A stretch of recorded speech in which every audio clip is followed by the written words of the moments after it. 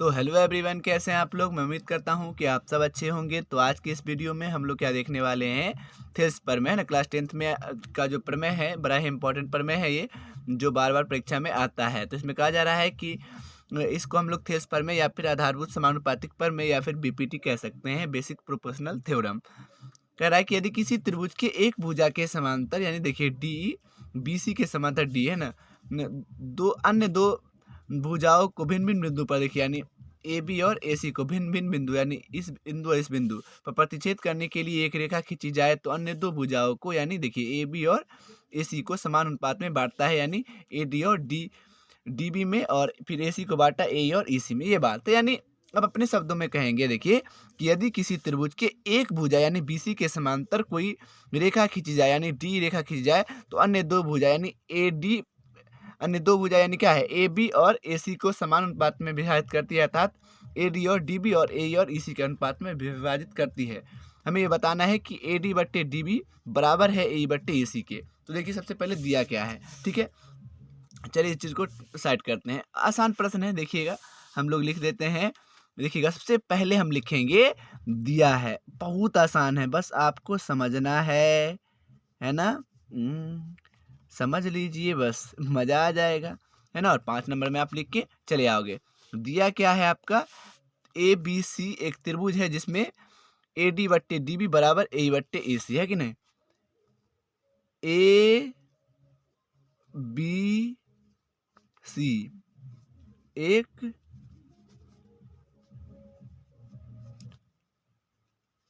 त्रिभुज है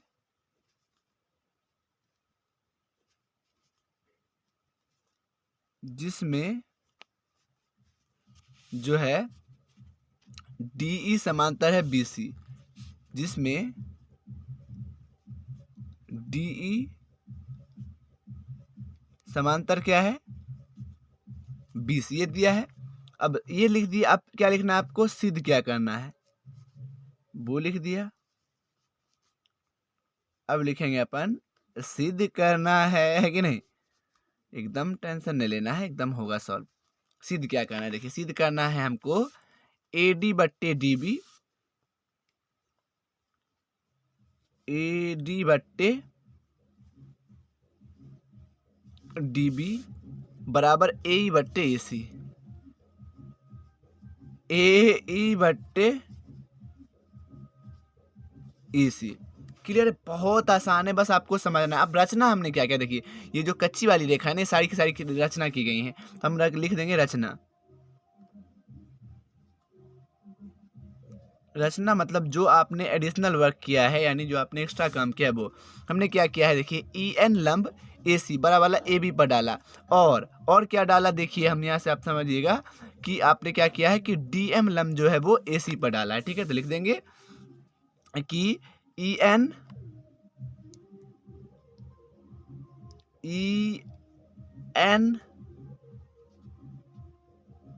लंब ए बी पर तथा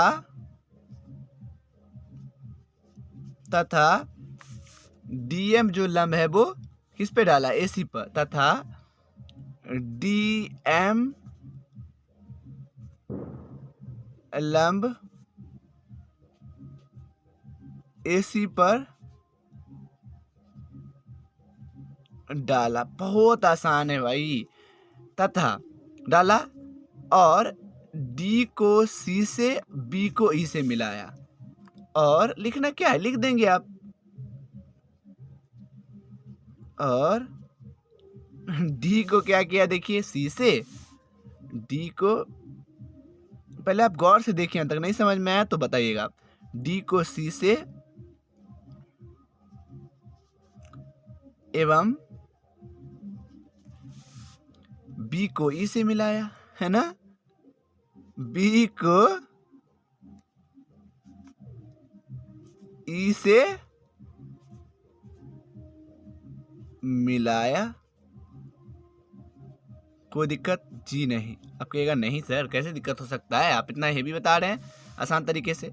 हाँ जी, तो अब हम चलेंगे लेंगे, देखिएगा हम क्या करने वाले, देखिए 1 मिनट समझ लीजिए, आप समझ लीजिए ना, आप भी कर लीजिएगा। देखिए लिखें त्रिभुज ए डी ई एवं त्रिभुज डी ई बी में, पहला स्टेप में, ठीक है। देखिए समझिए, ए डी ई और डी ई बी में लेंगे पहला स्टेप में। दूसरा स्टेप में क्या करेंगे, ए डी ई सेम रहेगा, इधर चेंज हो जाएगा, डी ई सी में लेंगे, बस बात खत्म हो जाएगा। लेते हैं त्रिभुज ए डी ई एवं त्रिभुज डी ई बी में। अब हम लोग लिखेंगे परमान यानी उत्पत्ति, परमान भी लिख सकते हैं, कोई दिक्कत नहीं है।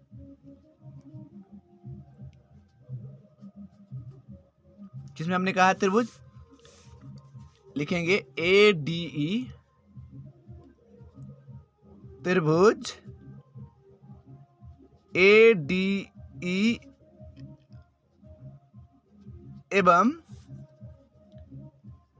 त्रिभुज डी ई बी में, ये वाला डी ई बी में, त्रिभुज डी ई बी में। तो वही चीज त्रिभुज का क्षेत्रफल लगाना है। त्रिभुज नीचे में क्या करेंगे, ए डी ई का क्षेत्रफल बट्टे त्रिभुज डी ई बी का क्षेत्रफल। देखिए लगा देंगे, त्रिभुज का क्षेत्रफल क्या होता है, 1/2 गुणित आधार। तो इसके लिए ए डी ई में इधर लिए ना, डी ई बी में लिए, इसलिए आधार लेंगे अभी ए डी, घुमाइएगा देख लीजिए, इसके लिए आधार ए डी हो जाता है, तो आधार हो जाएगा ए डी, आधार अगुणित ऊंचाई यानी लंब, ये डाला है, दोनों के लिए लंबाई होगा ई एन। ई एन बहुत आसान है भाई, ये देखो हो गया। और इस वाले में लेंगे आप त्रिभुज डी ई बी में, इस वाले में जो डॉट डॉट डॉट हम कर देंगे, ये वाले में है ना, इस त्रिभुज में, इसकी मैं बात कर रहा हूँ, है ना, इसमें, हाँ जी।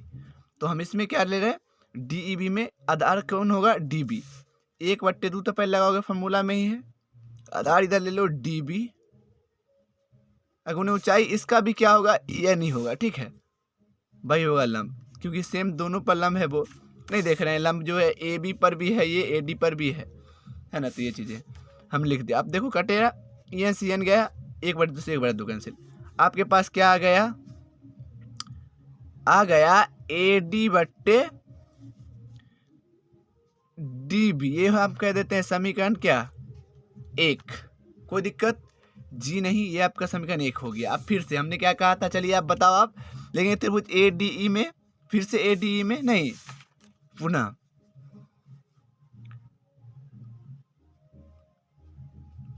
त्रिभुज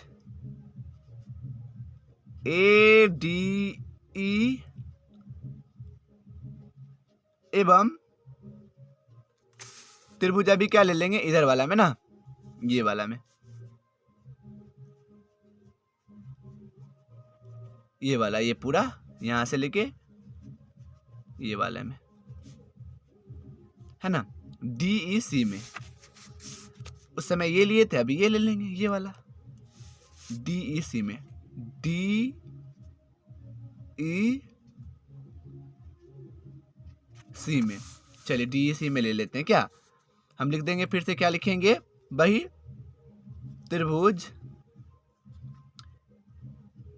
ए डी ई का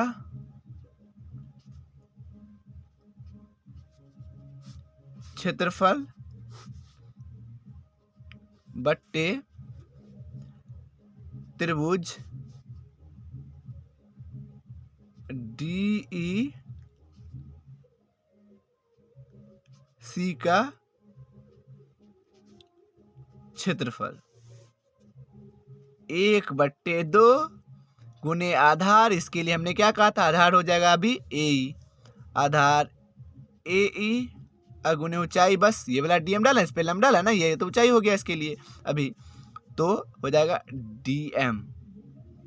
और इसके लिए भाई 1/2 आधार, इस वाले के लिए ई सी, उस समय डी सी डी भी था, तो आधार हो जाएगा अभी ई सी, और ऊंचाई इसका सेम है, लंब वही है, इसके लिए भी यही लंब हो जाएगा, यानी DM। अब काट दो, DM से DM कैंसिल, 1/2 से 1/2 कैंसिल। आपके पास आ गया AE/, जो है वो EC। ये हो गया समीकरण दो। देख रहे हैं कि दोनों का जिस देखिए सामने वाला जो आधार का त्रिभुज का क्षेत्रफल होगा बराबर होगा, तो 3 बातें हो गई यहाँ से। समीकरण 1 एवं 2 से तो बात खत्म हो गया, ये नहीं तो यहाँ पे लिख सकते हैं कि अतः जो है बराबर आधार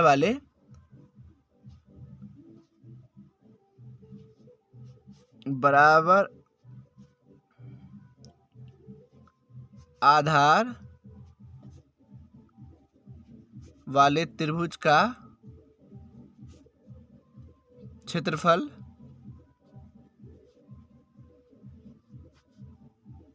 बराबर होता है। तो इसलिए हो जाएगा त्रिभुज इवला का क्षेत्रफल दोनों का जो है DEB और DEC का क्षेत्रफल बराबर हो जाएगा। त्रिभुज ऐसे लिख सकते हैं, एरिया ऑफ त्रिभुज DEB बराबर हो गया एरिया ऑफ ट्रायंगल क्या चीज DEC। और समीकरण 1 एवं 2 से ये भी चीज हो गया, समीकरण